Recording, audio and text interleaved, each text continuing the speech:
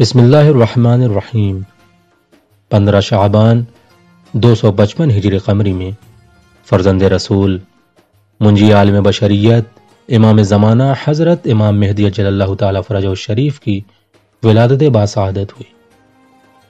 امام زمانہ حضرت امام مہدی علیہ السلام سلسلہ عصمت کی 14ویں اور سلسلہ امامت کی 12ویں کڑی ہیں۔ آپ کے والد ماجد حضرت امام حسن عسکری علیہ السلام اور والدہ ماجدہ جناب نرجس خاتون ہیں۔ آپ کے متعلق نبی کریم حضرت محمد مصطفیٰ صلی اللہ علیہ وآلہ وسلم نے بے شمار پیشن گوئیاں فرمائی ہیں۔ رسول خدا فرماتے ہیں کہ قائم میری اولاد میں سے ہوگا اور اس کا نام میرے نام پر ہوگا۔ رسول خدا نے یہ بھی فرمایا کہ امام مہدی اجل اللہ تعالی فرجہ الشریف کا ظہور آخری زمانے میں ہوگا اور حضرت عیسیٰ علیہ السلام ان کی امامت میں نماز ادا کریں گے۔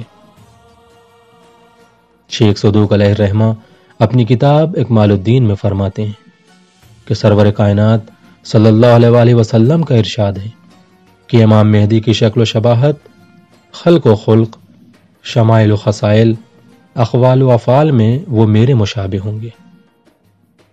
12ویں امام کو اپنے والد کی آغوش شفقت و تربیت سے بہت کم عمر میں جدا ہونا پڑا، یعنی 15 شعبان 255 ہجری میں آپ کی ولادت ہوئی اور ربیع الاول 260 ہجری میں آپ کے والد بزرگوار حضرت امام حسن عسکری علیہ السلام کی وفات ہو گئی۔ آپ کی عمر اس وقت صرف 4.5 برس کی تھی۔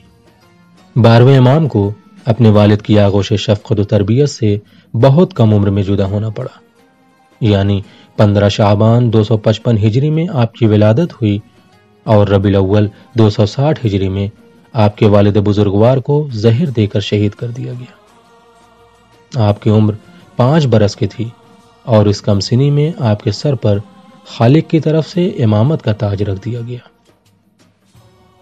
کہتے ہیں کہ بالکل اسی طرح کہ جیسے فرعون مصر نے یہ پیشن گوئی سن لی تھی کہ بنی اسرائیل میں ایک ایسا بچہ پیدا ہونے والا ہے کہ جو میرے ملک کی تباہی کا باعث ہوگا، تو اس نے اس کی کوشش صرف کر دی کہ کسی طرح وہ بچہ پیدا ہی نہ ہونے پائے، اور اگر پیدا ہو تو زندہ نہ رہنے پائے۔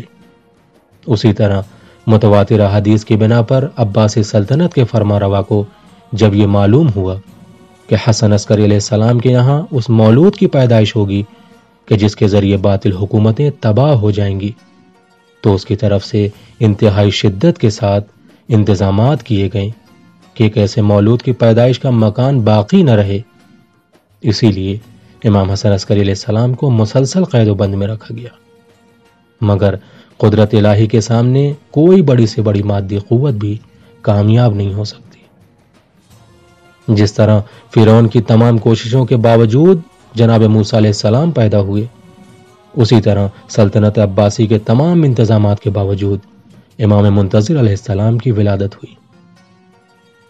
امام مہدی علیہ السلام کی عمر ابھی صرف 5 سال ہی تھی کہ خلیفہ معتمد عباسی نے امام حسن عسکری علیہ السلام کو زہر دے کر شہید کر دیا۔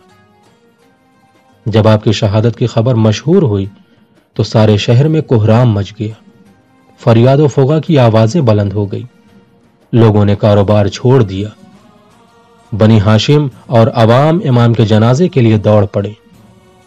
سامرہ قیامت کا منظر پیش کر رہا تھا۔ امام کی تدفین کے بعد خلیفہ معتمد عباسی کو خبر ملی کہ امام کے جانشین کی ولادت ہو چکی ہے اور وہ زندہ ہیں، تو خلیفہ نے امام علیہ السلام کو گرفتار کرنا چاہا، لیکن امام خدا کے حکم سے پوشیدہ ہو کر پردہ غیبت میں تشریف لے گئے۔ غیبت صغریٰ کے دوران امام مہدی علیہ السلام اپنے خاص اصحاب کے ساتھ ملاقات فرماتے اور شیعوں کے خطوط اور مسائل کے جوابات ارسال فرماتے۔ امام کے سب سے پہلے نائب خاص حضرت عثمان بن سعید تھے۔ عثمان بن سعید کی وفات کے بعد ان کے فرزند حضرت محمد ابن عثمان ابن سعید اس عظیم منزلت پر فائز ہوئے۔ امام کے تیسرے نائب حضرت حسین ابن روح تھے۔ ان کی وفات کے بعد امام نے حضرت علی ابن محمد کو اس مقام پر منصوب کیا، اور جب ان کی وفات کا وقت قریب آیا تو انہوں نے اپنے بعد کسی کو نامزد کرنے سے روک دیا اور نیابت کے خاتمے کا اعلان کیا۔ امام کے چوتھے نائب کے بعد غیبت کبریٰ شروع ہو گئی، جو اب تک جاری ہے اور خدا ہی جانتا ہے کہ کب تک جاری رہے گی۔ غیبت کبریٰ میں ہماری سب سے بڑی ذمہ داری اور بہترین عمل امام زمان علیہ السلام کے ظہور کا انتظار کرنا ہے۔ چنانچہ یہ حدیث میں بھی آیا ہے کہ بہترین عمل امام زمان علیہ السلام کا انتظار کرنا ہے۔ ولادت باسعادت امام مہدی علیہ السلام تمام سامعین و ناظرین کو بہت بہت مبارک ہو۔